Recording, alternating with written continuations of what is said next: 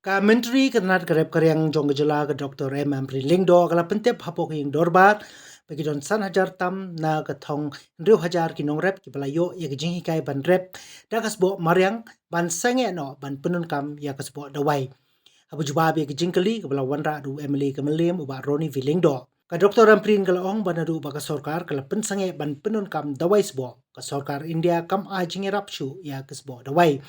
Kalau baka sorkar kalau but hong ban penkala jakarap Sboh Mariang hispa hektar ki jaka ni ki organic mission la syam snem.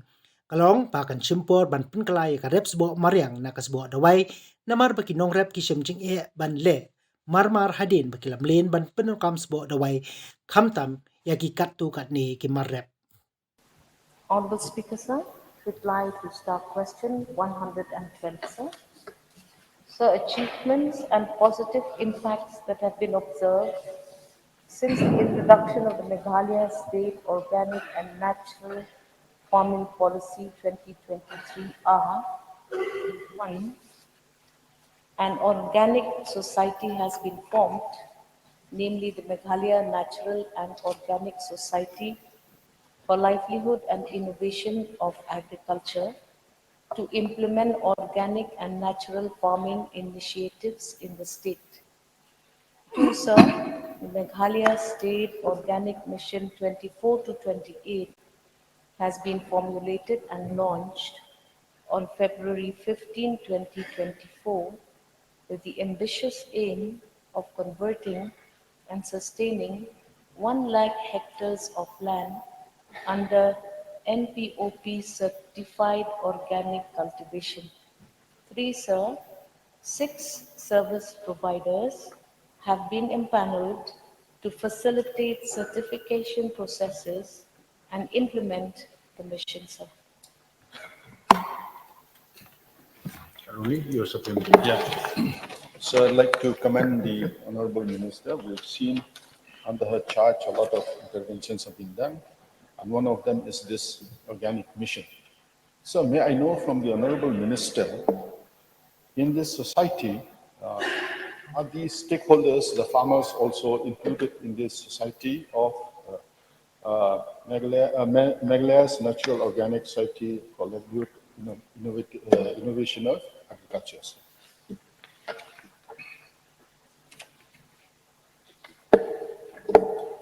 So the composition of the Magnolia. So we have the operational arm composed of distinguished chairperson, a chief executive officer, a mission director. Magnolia will be guided by a strong leadership. This team further bolstered by agricultural scientists, experts in organic farming practices, specialists in marketing, value addition, and certification. So, sir, this umbrella also collaborates, coordinates, and takes suggestions of farmer producer groups or corporations accordingly. Thank you, sir. Why I'm asking this question, sir, because farmers have been earlier encouraged to use chemicals. So now to wean them away from that, I think takes a long time. That's why, sir, I put this question. If we can involve these stakeholders, the end beneficiaries, then we can, incentivize them to, move away from chemicals and adopt this. And another point, sir, I'd like, are there any niche markets being considered by the government to sell this organic produce, so that the farmers will realize that, if they move away from using chemicals and use organic, they'll fetch a higher price and will benefit, it will be a win-win situation, sir, for all of us, for the state, for the farmers.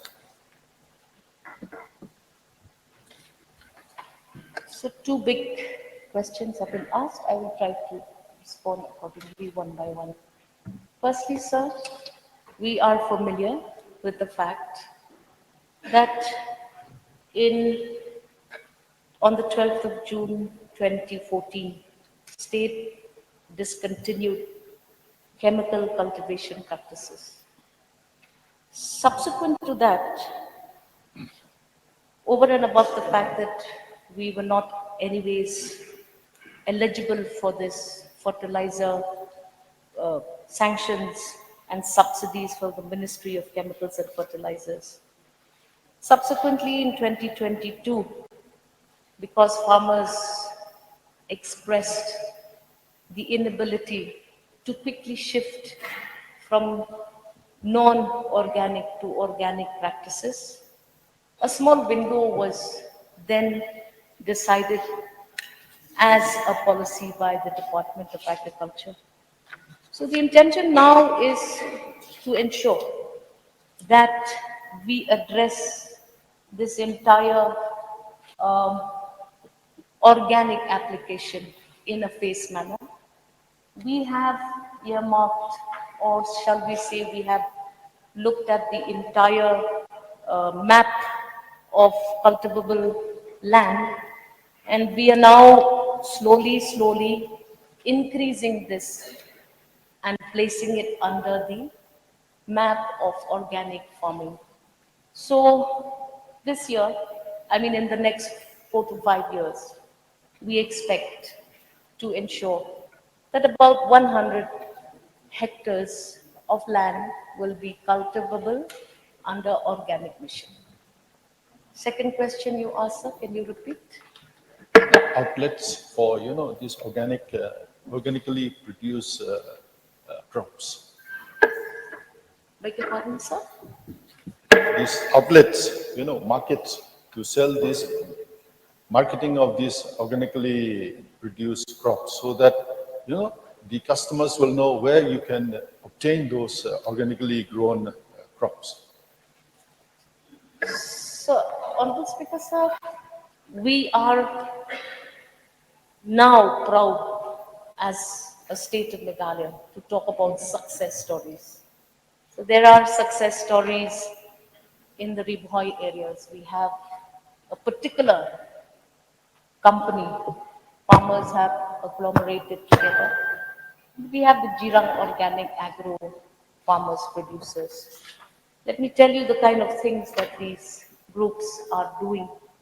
And today, we have even provided for this group, because of its high demand on certain producers of this over and above spices, also fruits now.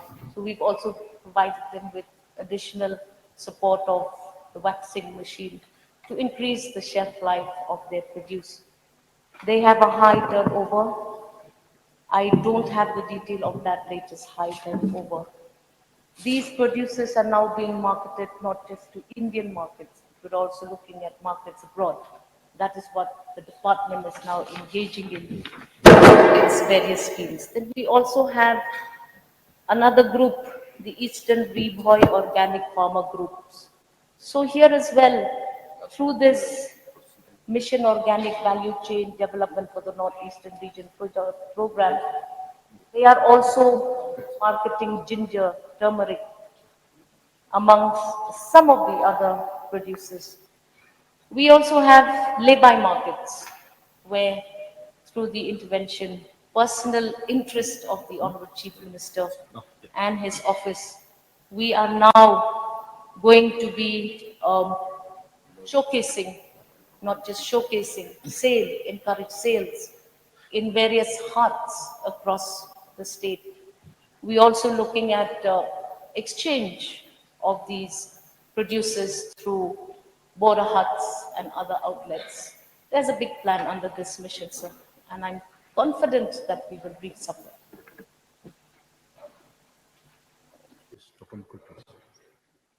Mr. Speaker, sir, I would like to commend the government for furthering the initiative in as far as converting our farmland into organic farms are concerned. Now, in view of the fact that the state had embarked upon this mission organic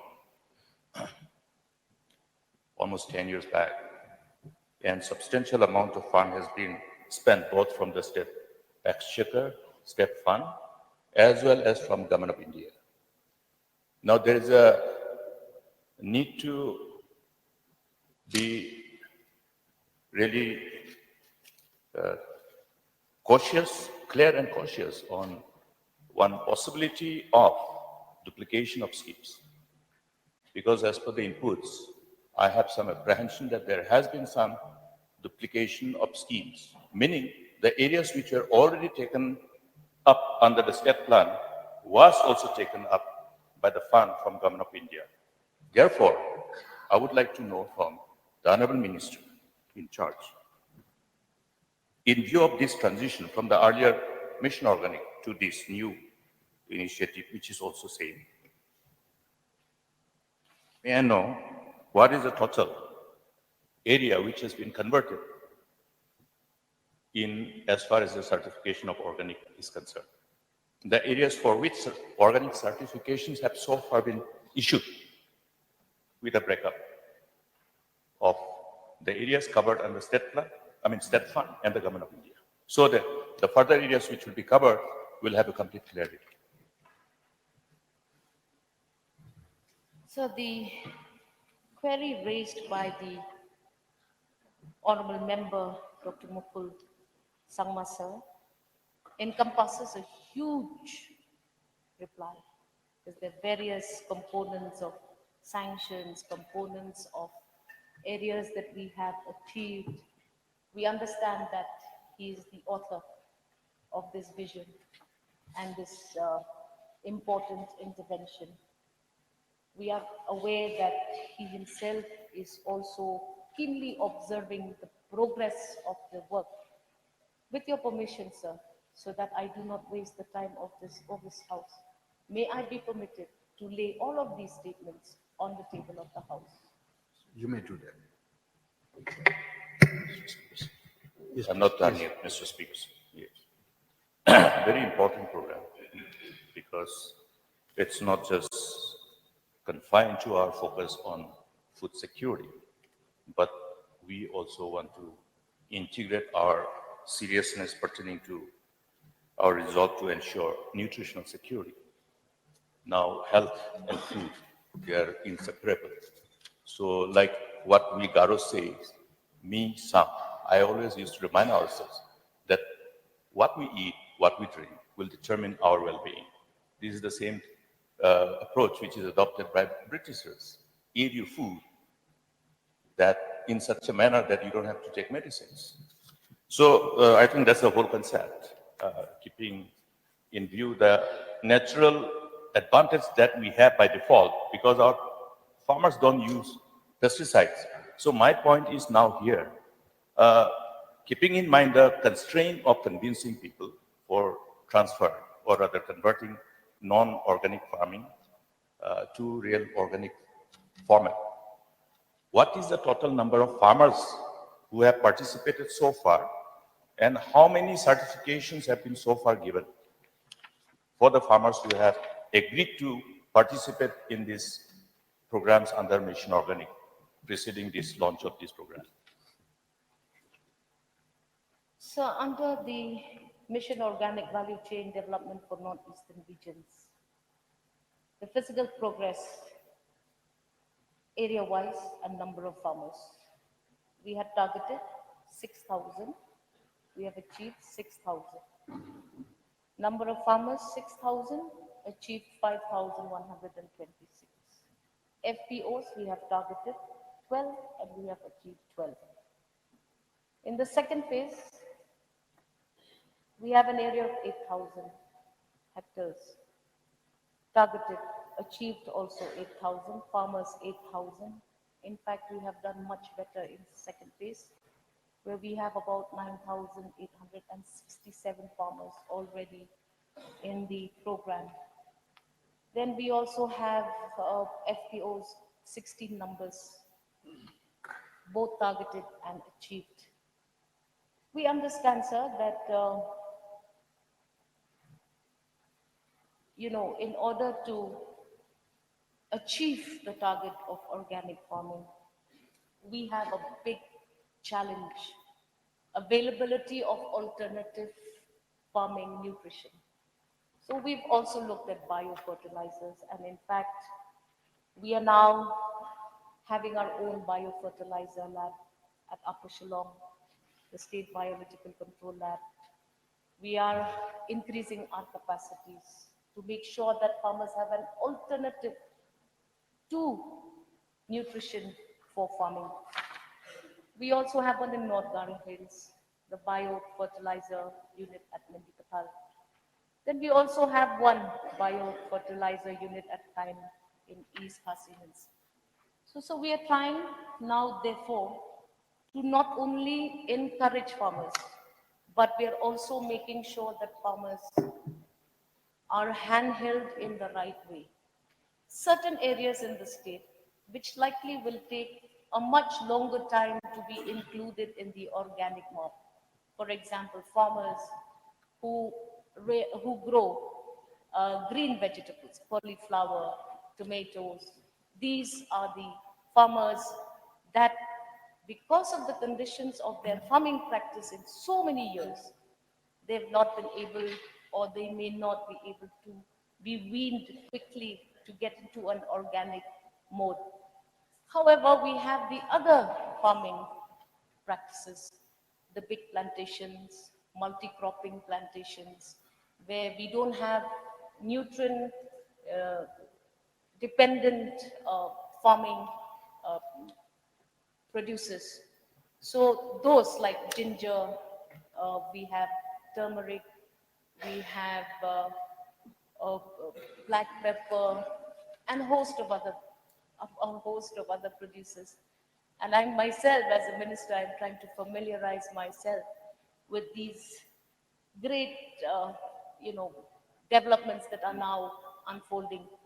And so the produce of the state of Meghalaya are known across the globe for their organic component.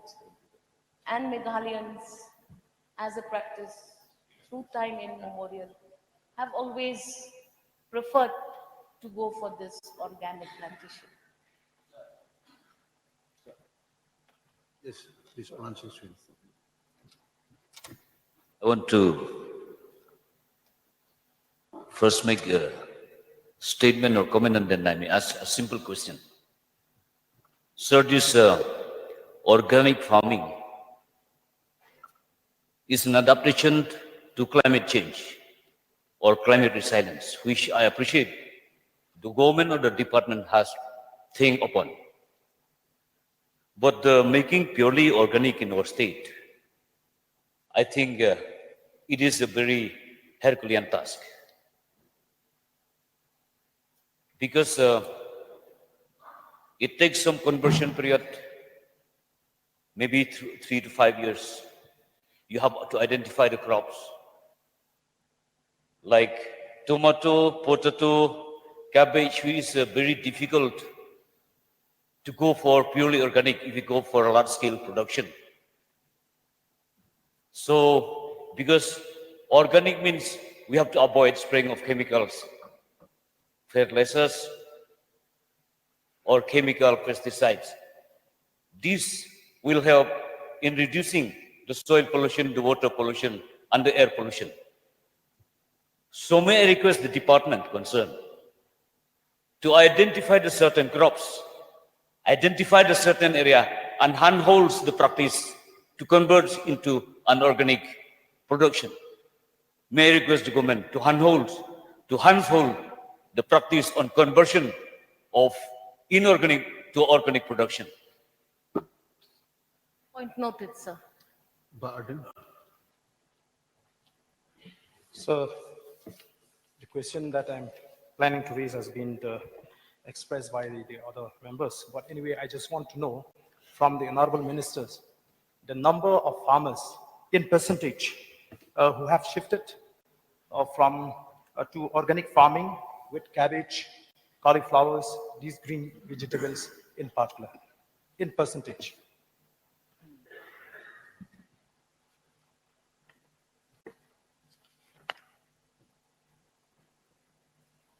In percentage specific, I may not have the information, sir. I require notice. It's going to be difficult, sir. Mrs. Saling, please. Thank you, Mr. Speaker, sir.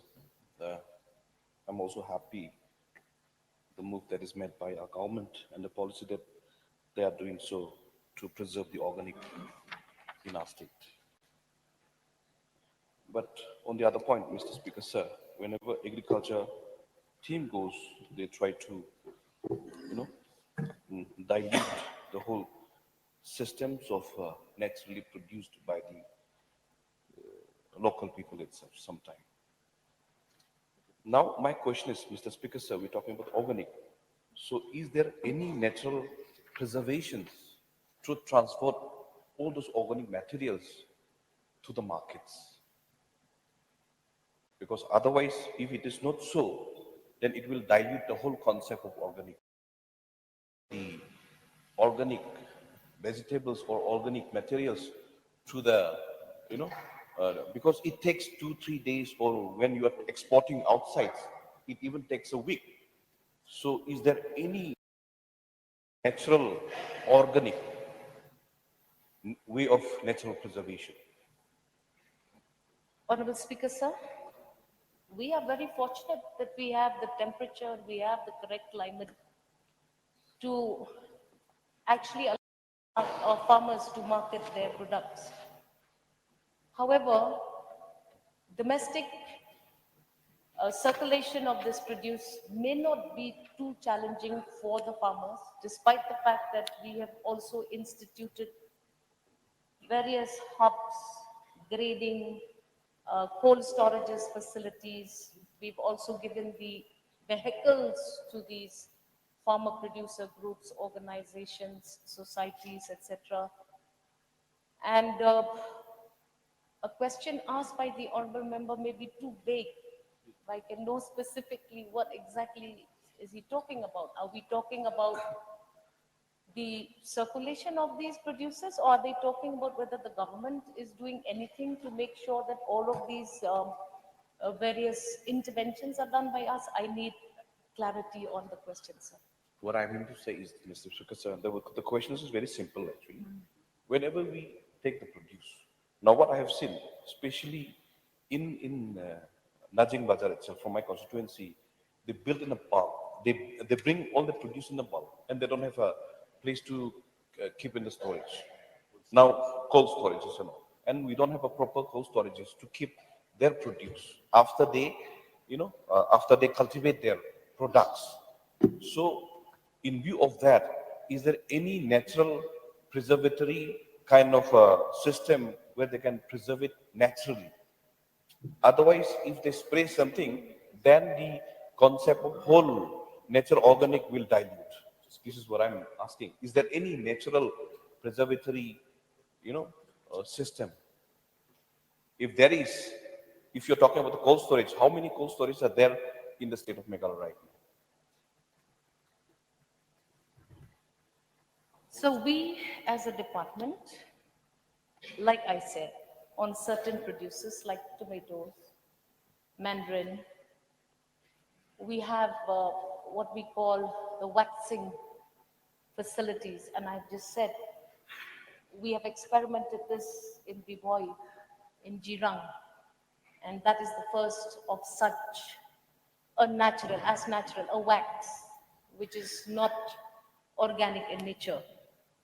And exact number district-wise of these cold storages, I will have the information placed on the table because I cannot remember, so many of them are there. How many are in the pipeline? That also, sir, I can place on the floor of the table. But we are going aggressive on this because we know that the main link of life for doubling of farmers' incomes is to help market their producers. And if you're going to market their producers, you need to first provide important linkages of cold storages and other facilities like vehicles which can quickly um, take these producers of the farmers to their designated markets. And over and above that, sir, how much are we spending? What are the plans? I will definitely place it on the floor of the table for easy understanding of honorable members who all seem to be very engaged and interested in knowing more about organic farming. So, one more question. Yes, please. So, may I know from the Honorable Minister whether the government is contemplating to make a data entry for the farmers so that we will have the real statistics of farmer in the state? So in the entire intervention of the Meghalaya State Organic Mission as well as the Central Organic Mission, so we have various stages. One of those stages will be the internal control systems where we actually start registering. Each farmer needs to be registered. You cannot access the scheme if you are not registered. So we are going all out to ensure that these farmer groups, the very fact that we call them farmer producer groups, farmer companies, now we have farmer societies also. And the problem with the state of Meghalaya is that farming land does not belong to one owner. So you have small and marginalized farmers. And that's where the biggest challenge is. Are these farmers now willing to connect together? Lot of hand-holding is being done by our officers in the directorate. I must thank all of them, sir, because they are personally working with all the stakeholders to handhold them along the way. So this is what we are doing. Yes. Gabriel Wala. Thank you, Mr. Speaker, sir. In the course of the minister reply, 6 service providers have been empaneled to facilitate certification process and implement the mission. May I know from the minister, how do the farmer approach to get the certification for their organic products? Honorable Speaker, sir, this again is a huge document.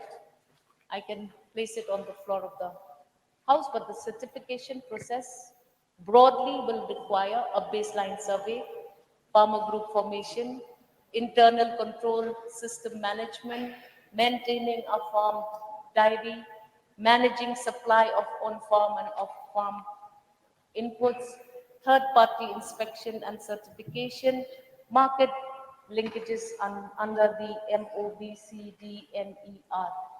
So there is also, making sure that you collectivize these markets and then you build them in the farmers MIS. Then you have formation of these groups, bank account opening, videos, interventions, so many things are happening, sir. Yes.